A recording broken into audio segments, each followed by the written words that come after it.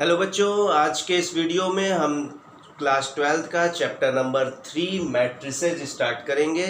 आज मैट्रिक्स का इंट्रोडक्शन बताएंगे। Matrix is a singular form and matrices is a plural form. ये chapter हमें सिखाएगा कि हम कैसे सॉल्व करते हैं सिस्टम ऑफ लीनियर इक्वेशन को। जैसे क्लास 10th में आप लोग पढ़े होंगे, एलिमिनेशन मेथड से दो इक्वेशन को सॉल्व करते थे, सब्स्टिट्यूशन मेथड से, क्रॉस मल्टीप्लिकेशन मेथड से। तो यहाँ हम एक और मेथड सीखेंगे, मैट्रिक्स मेथड।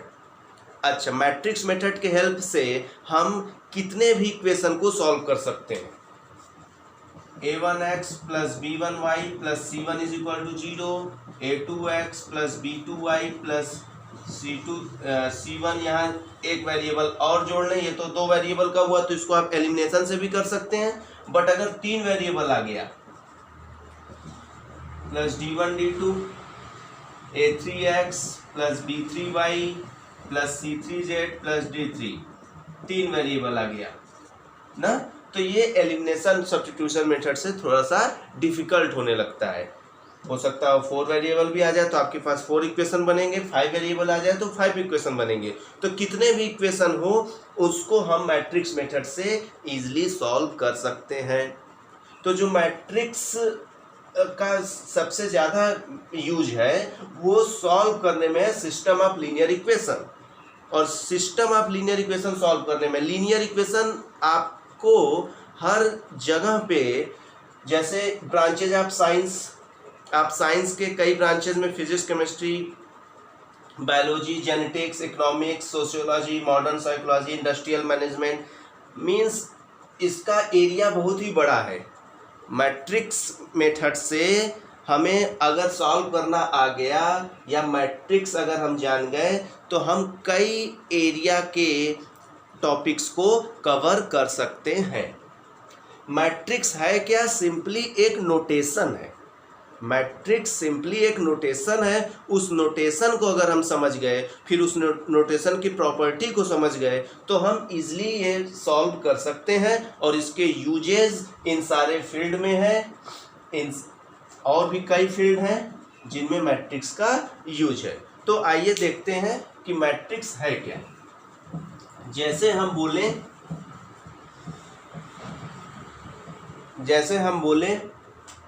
कि प्रकर्ष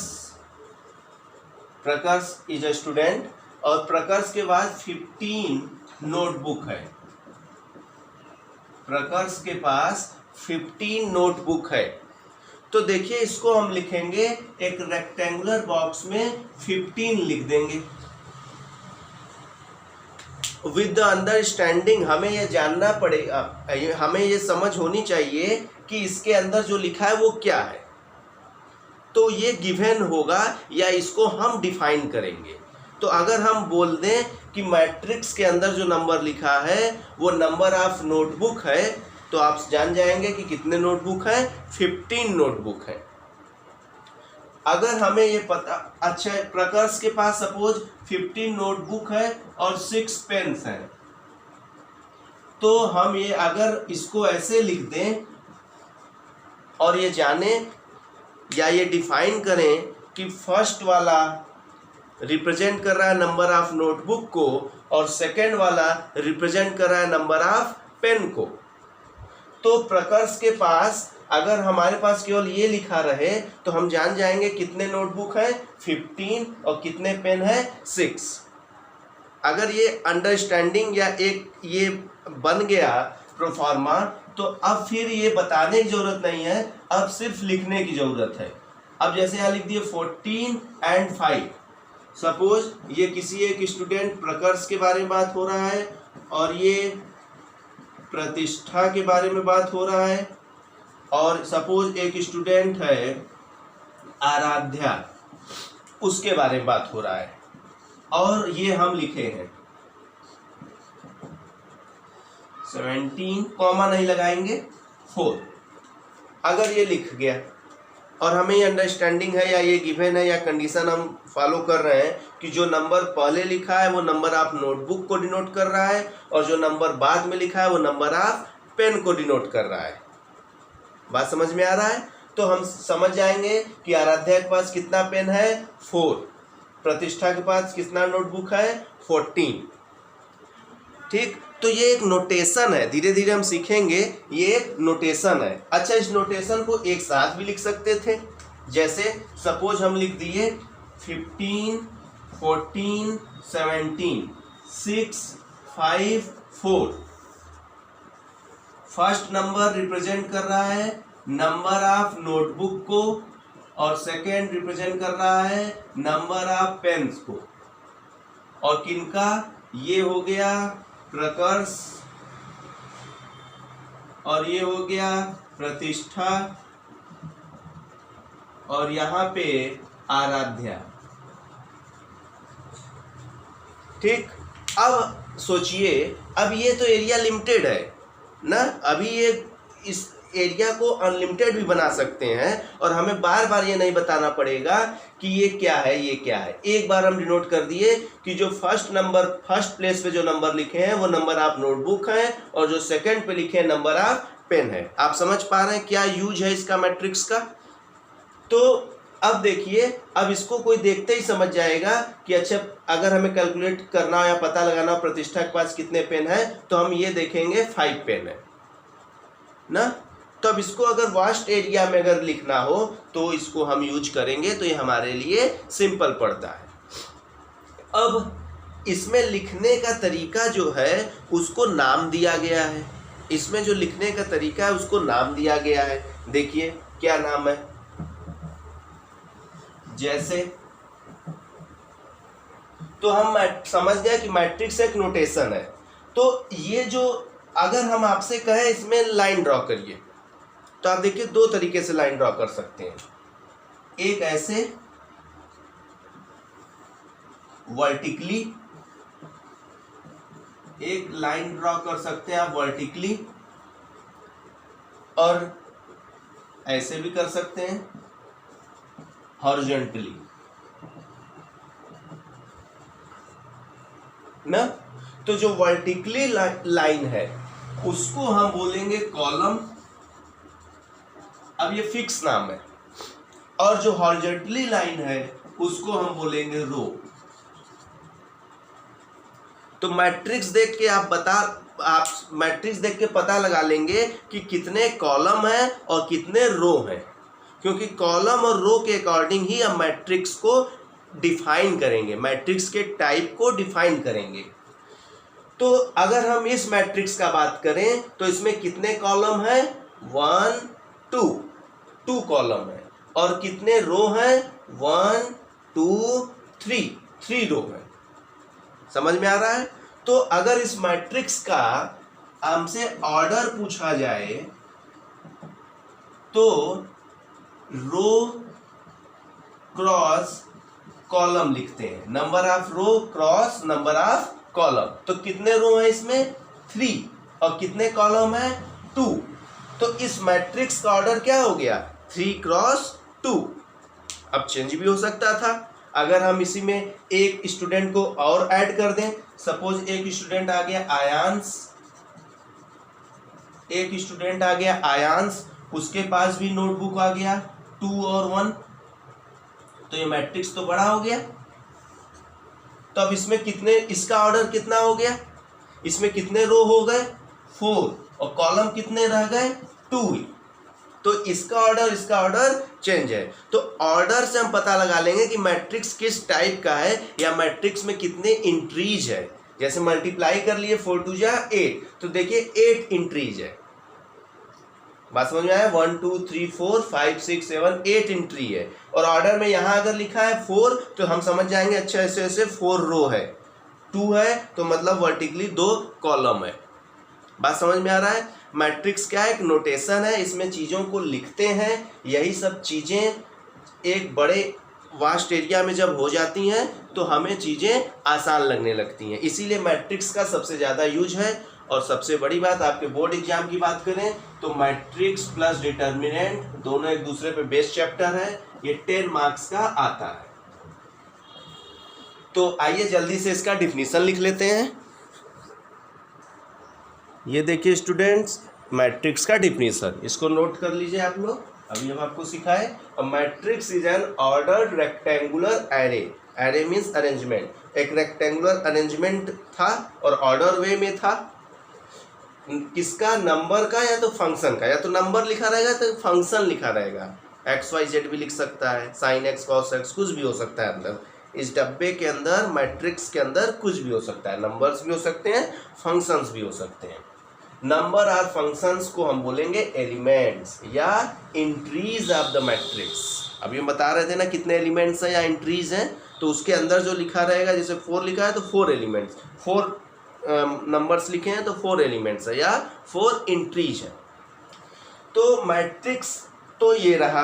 और मैट्रिक्स का ऑर्डर भी हम आपको बता चुके ना, किसको रो बोलते हैं, किसको कॉलम बोलते हैं। एक बार हम फिर यहाँ लिख के बता दे रहे हैं।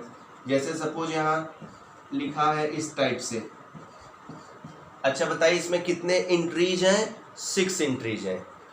अगर हम आपसे इसका ऑर्डर पूछें तो आप नंबर ऑफ रो देख लीजिएगा, क्रॉस नंबर ऑफ कॉलम देख लीजिएगा। ऑर्डर लिखने में मल्टीप्लाई का साइन लगाते हैं, लेकिन मल्टीप्लाई करके नहीं लिखते हैं। Number of row means horizontal कितना लाइन ड्रॉ कर सकते हैं, तो हॉरिजॉन्टल लाइन एक ड्रॉ कर सकते हैं 1 2, तो कितने रो हो गए? 2। और नंबर ऑफ कॉलम में वर्टिकली कितने लाइन ड्रॉ कर सकते हैं? 1 2 3, तो ये हो गए 3। तो अगर आपसे कोई मैट्रिक्स का ऑर्डर पूछे तो आप सिंपली देख लीजिए उसमें रो कितना है, उसमें कॉलम कितना है। तो number of row into number of column 2 into 3। और पूछे एलिमेंट्स या एंट्रीज कितने हैं तो मल्टीप्लाई करिएगा, बताइएगा 2 3 या 6, मतलब 6 एंट्रीज इसमें है। बात समझ में आ रहा है? अब देखिए, अब आपको हम बताएं कि कौन किस प्लेस पे है, कैसे डिफाइन करेंगे,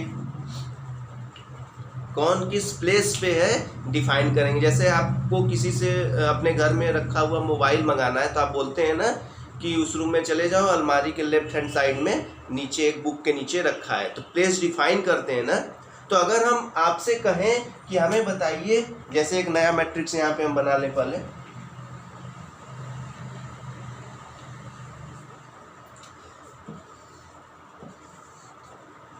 जैसे 15 6 17 4 13 2, ये अभी हम लिखे थे ना। नोटबुक और पेन 3 स्टूडेंट का लिखे थे ना। प्रकर्ष, प्रतिष्ठा, आराध्या लिखे थे ना। अब अगर हम आपसे पूछें कि कौन सा नंबर प्रतिष्ठा के नंबर ऑफ पेन को रिप्रेजेंट कर रहा है, तो आप बोलेंगे 4। आप बोलेंगे 4। हम बोलेंगे 4 का प्लेस क्या है इस मैट्रिक्स में, 4 का प्लेस क्या है, 4 कहाँ पे है। तो वो देखिए हम सिखा रहे हैं आपको। देखिए 4 आप पता लगाएंगे कि किस रो में है, किस रो में है और किस कॉलम में है, ये आप पता लगा लेंगे। तो 4 देखते हैं, फर्स्ट रो में नहीं है, सेकेंड रो में है। तो किस रो में है? सेकेंड रो में है। और 4 किस कॉलम में है? फर्स्ट में नहीं है, सेकेंड में है। तो 4 का जो प्लेस होगा वो होगा A22। A किसी नंबर या फंक्शन को रिप्रेजेंट कर रहा है और 22 मतलब सेकेंड रो सेकेंड कॉलम। तो ये 4 का प्लेस होगा। अब सुनिए, अगर आपको 13 का प्लेस पता लगाना हो, 13 कहाँ पे है मैट्रिक्स में, तो फिर अच्छा ध्यान दीजिएगा, सबसे पहले रो देखेंगे फिर कॉलम। अगर कॉलम या रो आप उल्टा लिख देंगे तो गलत हो जाएगा। एक फिक्स कर दिया गया है कि सभी लोग पहले रो लिखें, तभी तो सिमिलरिटी आ पाएगा। अब देखिए, अगर हमें पता लगाना हो 13 किस प्लेस पे है, तो आप पता लगाइए 13 किस रो में है। फर्स्ट सेकेंड थर्ड, 13 जो है थर्ड रो में है और किस कॉलम में है? फर्स्ट। तो A31 is the place of 13। अब आपसे कोई बोले अच्छा सर हमें बताइए A32 पे कौन सा नंबर लिखा है। अब उल्टा देखिए, अभी तक हम नंबर बता के प्लेस पूछ रहे थे, अब हम आपसे पूछें कि A32 पे कौन सा नंबर है, तो देखते हैं 3 मतलब थर्ड रो में चलते हैं 1 2 3। देखिए इसको हम थोड़ा सा क्लियर कर दें आपको।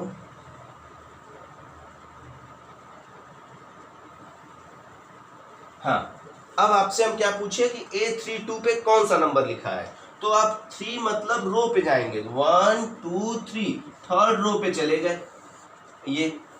अब 2 मीन्स कॉलम पे जाएंगे, तो फर्स्ट सेकेंड 2 लिखा है मतलब सेकेंड कॉलम पे जाएंगे, तो फर्स्ट सेकेंड कॉलम पे गए।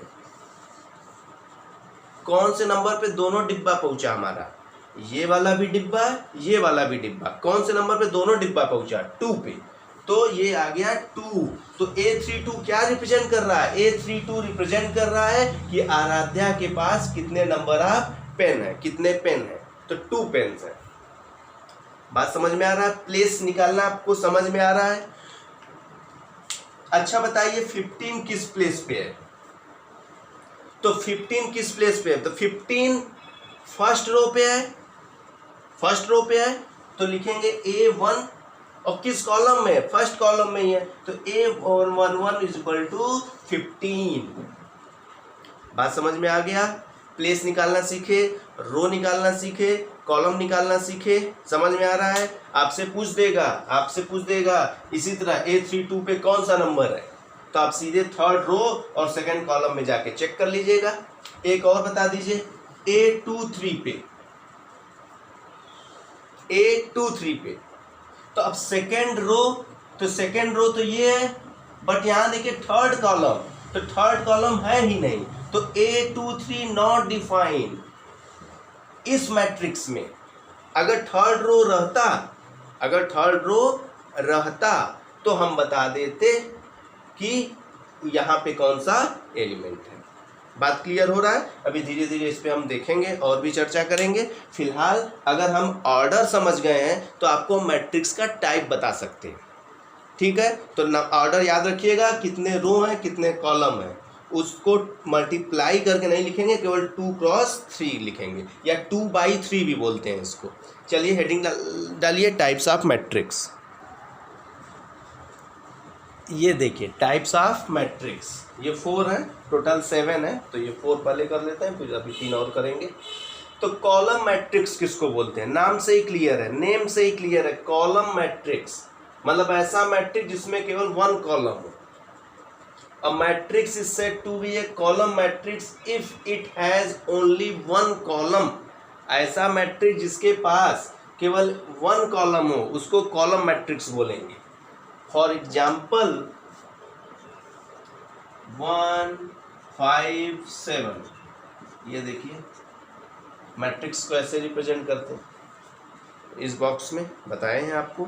तो आप बताइए इसमें कॉलम कितने हैं, कॉलम मतलब वर्टिकली कितने लाइन जा सकते हैं, तो वर्टिकली तो एक ही लाइन जा रहा है, मीन्स 1 कॉलम है, तो इस टाइप के मैट्रिक्स को हम बोलेंगे कॉलम मैट्रिक्स। रो कितने भी हो सकते हैं, रो तो यहाँ देखिए 1 2 3 है, अगर हम यहाँ एक नंबर और ऐड कर देते हैं 1 5 7 8, तो रो 4 हो जाते हैं, लेकिन कॉलम क्या है, सिंगल ही है। तो सिंगल कॉलम वाले मैट्रिक्स को हम कॉलम मैट्रिक्स बोलेंगे। अच्छा चलिए इसी के साथ साथ आप ऑर्डर भी रिवाइज कर लीजिए। इसका ऑर्डर बताइए, कितने रो हैं, 1 2 3 और कितने कॉलम है, 1 1, 3 क्रॉस 1 बताए थे, लिखते हैं। बात समझ में आ रहा है, लिखेंगे कहाँ पे, मैट्रिक्स के यहाँ पे एंड में, लास्ट में, यहाँ पे ऑर्डर लिखते हैं। और यहाँ बताइए 1 2 3 4 रो है, कॉलम कितने हैं, 1। पहला वाला नंबर रो को रिप्रेजेंट करता है, दूसरा वाला कॉलम को, तो इसका ऑर्डर भी लिखना रिवाइज करते चल रहे हैं हम लोग। तो याद हो गया column matrix, a matrix which has only 1 column is called column matrix. Row matrix आप खुद बता दीजिए, ऐसा मैट्रिक्स जिसमें single row. A matrix is said to be a row matrix if it has only 1 row. For example 5 8 9, कितने रो हैं, horizontally कितने line draw हो सकते हैं, 1 ना। अच्छा जल्दी से इसका ऑर्डर बताइए, कितने रो हैं 1, कितने कॉलम हैं 1 2 3, 1 into 3, 1/3। समझ में आ रहा होगा आप लोग को। स्क्वायर मैट्रिक्स नाम से क्लियर है, स्क्वायर में सभी साइड्स इक्वल होते हैं, मींस ऐसा मैट्रिक्स जिसमें नंबर ऑफ रो और नंबर ऑफ कॉलम इक्वल हो। A matrix in which number of row or equal to the number of column is said to be square matrix। जैसे ये बताइए, इसमें रो कितने हैं 2, कॉलम कितने हैं 2, हॉरिजॉन्टली 2 बार, वर्टिकली भी 2 बार, तो इसका ऑर्डर क्या लिखेंगे 2/2 या 2 क्रॉस 2 ना। अच्छा, इसको ऑर्डर 2 भी सिंपली बोल सकते हैं। स्क्वायर के केस में दोनों इक्वल होता है तो ऑर्डर 2 भी बोल सकते हैं। ऑर्डर 2 क्रॉस 2 तो बोल ही सकते हैं, क्या बोल सकते हैं ऑर्डर 2। बात समझ में, ऑर्डर 2 मतलब स्क्वायर मैट्रिक्स होगा, 2 रो भी होंगे 2 कॉलम भी होंगे। अच्छा, ये हो गया। अब देखिए आपका डायगोनल मैट्रिक्स क्या है। पहली बात तो डायगोनल मैट्रिक्स को स्क्वायर मैट्रिक्स होना पड़ेगा, मतलब स्क्वायर मैट्रिक्स को ही हम डायगोनल मैट्रिक्स कहेंगे। कब कहेंगे, लेकिन हमेशा नहीं कहेंगे। जैसे ये स्क्वायर मैट्रिक्स है, इसको डायगोनल मैट्रिक्स हम नहीं बोलेंगे। कब बोलेंगे ये देखिए, a square matrix is said to be diagonal matrix if all its non diagonal elements are 0। मतलब डायगोनल को छोड़ दीजिए तो बाकी जो एलिमेंट्स हैं वो 0 होने चाहिए। जैसे अगर हम आपसे बोलें, पहली बात तो स्क्वायर होना चाहिए। जैसे अगर हम आपसे ये बोल दिए, ऐसे बोल दिए, सपोज हम आपसे पूछें ये डायगोनल है तो आप पहले ही मना कर दीजिए। अगर हम आपसे पूछें डायगोनल है तो आप पहले ही मना कर दीजिए, क्योंकि ये स्क्वायर ही नहीं है। कितने हैं रो 3, कॉलम कितने हैं 2, 3 और 3 दोनों होना चाहिए, या 2 into 2 होना चाहिए, या 4 into 4 होना चाहिए। अगर कोई आपसे पूछे डायगोनल है, आप पहले ही मना कर दीजिए, सर पहले स्क्वायर तो लाइए, पहले स्क्वायर आप लाइए तब ना हम डायगोनल बताएंगे। हाँ, डायगोनल मैट्रिक्स पहले क्या होना चाहिए स्क्वायर, फिर उसमें कुछ खास बात होगा कि वो डायगोनल कहलाने लगेगा। वो खास बात क्या है देखते हैं, यहाँ लिखा है non diagonal elements are 0। Non diagonal elements are 0। देखिए जैसे हम पहले ये बना लिए 1 2 5, ये देखिए इसका ऑर्डर बताइए 1 2 3, 3 रो 1 2 3, 3 कॉलम, स्क्वायर है। नॉन डायगोनल एलिमेंट्स, डायगोनल कौन कौन से हैं, ये डायगोनल हुआ, बाकी देखिए डायगोनल को छोड़ के बाकी सब 0 है ना, तो इसको डायगोनल मैट्रिक्स बोलेंगे, डायगोनल मैट्रिक्स बोलेंगे। अब आप सोच रहे होंगे सर डायगोनल तो ये भी हुआ, नहीं मैट्रिक्स में डायगोनल सिर्फ यही होगा। देखिए कैसे डायगोनल को डिफाइन किया गया मैट्रिक्स में, जरा इसका प्लेस वैल्यू बताइए, 1 का प्लेस वैल्यू जरा बताइए। फर्स्ट रो में है, फर्स्ट कॉलम में है। 2 का प्लेस वैल्यू बताइए, सेकेंड रो में और सेकेंड कॉलम में है। 5 का प्लेस वैल्यू बताइए, थर्ड रो और थर्ड कॉलम में है। ठीक है, तो मैट्रिक्स में डायगोनल वही होगा जिसमें ये और ये दोनों क्या हो, इक्वल हो। आप सोचेंगे सर इसमें तब इक्वल नहीं है, नहीं है, ये फर्स्ट रो और थर्ड कॉलम में है, तो 1 3 इक्वल नहीं है, 1 1 2 2 3 3। तो मैट्रिक्स का डायगोनल क्या होगा, सिर्फ ये होगा। तो ये डायगोनल हो गया, तो बाकी नॉन डायगोनल एलिमेंट्स हो गए, वो सब 0 है कि नहीं है। तो कोई पूछे डायगोनल मैट्रिक्स क्या होता है, आप बोलिएगा पहले तो स्क्वायर हो, फिर डायगोनल को छोड़ दीजिए तो बाकी सब 0 हो, तो उसको क्या बोलेंगे, डायगोनल मैट्रिक्स। चलते हैं नेक्स्ट 3 टाइप पे। चलिए 4 टाइप हम लोग हो गया हम लोग का। ये देखिए 5th 6th 7th total 7 types आपको पढ़ने हैं। और भी टाइप्स हैं बट एनसीईआरटी लेवल पे हम आपको अगर बताएं तो ये केवल 7 टाइप्स हैं। तो स्केलर मैट्रिक्स क्या है, A diagonal matrix is said to be scalar matrix। ये बेसिक 7 टाइप्स हैं, ये जानना तो बहुत जरूरी है, तब आप और आगे का जान पाएंगे। तो अच्छा देखिए, स्क्वायर मैट्रिक्स पढ़े जिसमें रो और कॉलम इक्वल हुआ, डायगोनल पे आए, डायगोनल को पहले स्क्वायर होना पड़ेगा और फिर जो डायगोनल एलिमेंट्स हैं उनको छोड़ दें तो बाकी जीरो हो जाए। अब देखिए स्केलर क्या है, कह रहा है कि डायगोनल मैट्रिक्स मतलब स्केलर को पहले डायगोनल होना पड़ेगा, तो डायगोनल होने के लिए स्क्वायर होना पड़ेगा और ये इसको अगर छोड़ दें तो बाकी क्या हो, जीरो हो। तब ये यही ना डायगोनल हुआ। तो डायगोनल मैट्रिक्स को हम स्केलर मैट्रिक्स कब कहेंगे, अगर डायगोनल एलिमेंट्स इक्वल हो।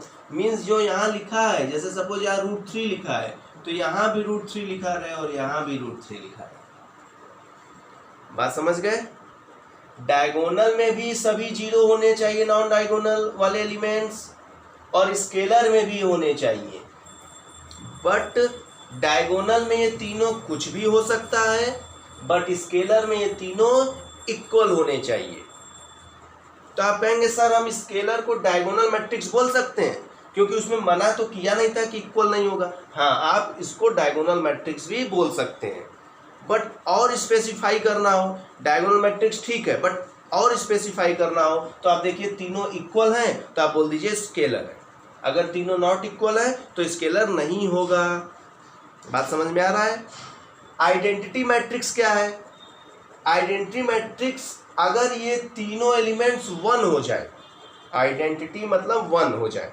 A square matrix in which elements in the diagonal are 1 and rest are 0। कह रहा है कि स्क्वायर मैट्रिक्स में डायगोनल वाले 1 हो जाए, बाकी क्या हो जाए, 0 हो जाए बाकी। तो इसको हम क्या बोलेंगे, आइडेंटिटी मैट्रिक्स। आप कहेंगे सर ये तीनों इक्वल हैं तो इसको हम स्केलर बोल सकते हैं, बिल्कुल बोल सकते हैं, इसको आप स्केलर बोल सकते हैं, बट इसको आइडेंटिटी बोल सकते हैं नहीं। तो identity matrix is scalar matrix, but every scalar matrix is not a identity. क्योंकि आइडेंटिटी में तो बोल रहा है कि तीनों क्या होने चाहिए, 1 होने चाहिए, तो यहाँ तीनों 1 तो है नहीं।